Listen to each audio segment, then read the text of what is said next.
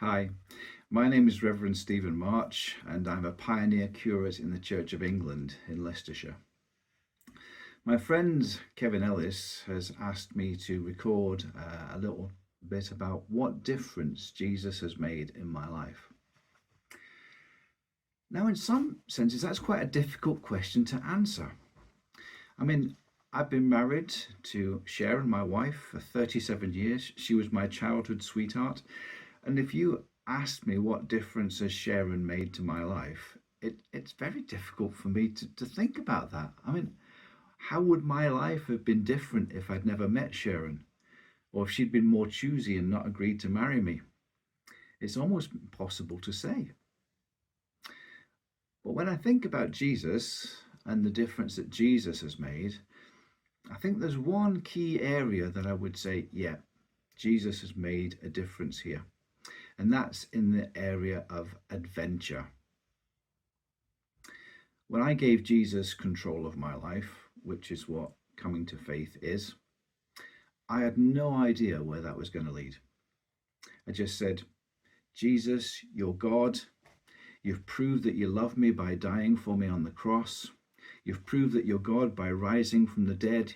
You say that you want to involve me in what you're doing in the world. So let's go. I had no idea where that was going to lead. And it has been such an adventure. At the time when I prayed that prayer, I was a radio communications engineer in the civil service, and Sharon was a French teacher in a secondary school. We had nice, secure jobs. We lived in Scotland. We were buying our own home. Everything was quite straightforward. Then one day, out of the blue, while we were doing the washing up after Sunday lunch, I heard myself say to Sharon, we're going to end up in full-time Christian work, aren't we? And Sharon, without turning around or looking at me, immediately said, yes. And then the conversation stopped. We were too scared to even talk about what that might mean.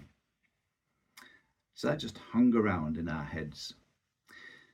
That same week, our minister came to see us, and he said, the other night I couldn't sleep. So I started to pray for all the young couples in our church. And when I was praying for you, I had this sense that God might be calling you into full-time Christian ministry. So that was a confirmation, and that started a whole process, at the end of which we gave up our careers, we sold our home, we went off to Bible college, and I got a degree in applied theology, and then we sought God for what next? And unsurprisingly, really, God took us to France, and we ended up living in France for 15 years, where we served in the Roman Catholic parish where we lived. God then brought us back to the UK to work in a Church of England, developing a fresh expression of church. Then the diocese employed me to recruit and train other people to do that kind of work. Then somewhere along that process, a call to priesthood came, and I now find myself looking after 6 rural churches in leafy Leicestershire. Along the way, I've written 5 books. I have a blog site called fuelforpilgrims.org, where there's about 300 different meditations to help people go deeper in their faith. It's been 28 years since I said yes to Jesus, and it has been a glorious and an amazing adventure. I'll be honest, it's not always been easy. It's been costly, certainly. We have no property, no retirement plan. We're going to have to trust on God to look after us in our old age. But do I regret any of it? Would I change anything? If I had to make that same decision again, would I choose differently? Absolutely not. I would do it in a heartbeat. It's been such an amazing blast. I've learned and grown so much in my faith. I've had so many amazing experiences that have enriched my life beyond all imagining. And I'm not finished yet. It says in Psalm 92:14, the righteous will still bear fruit in old age. They will stay fresh and green.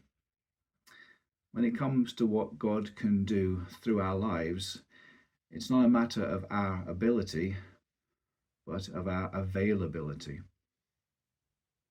Say yes to God. Step into the adventure. There was a poem by Christopher Logue that I think it sums up what Jesus calls us to do. Come to the edge. We might fall. Come to the edge. It's too high. Come to the edge.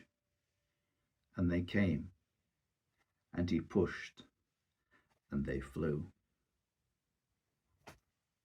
Come to the edge.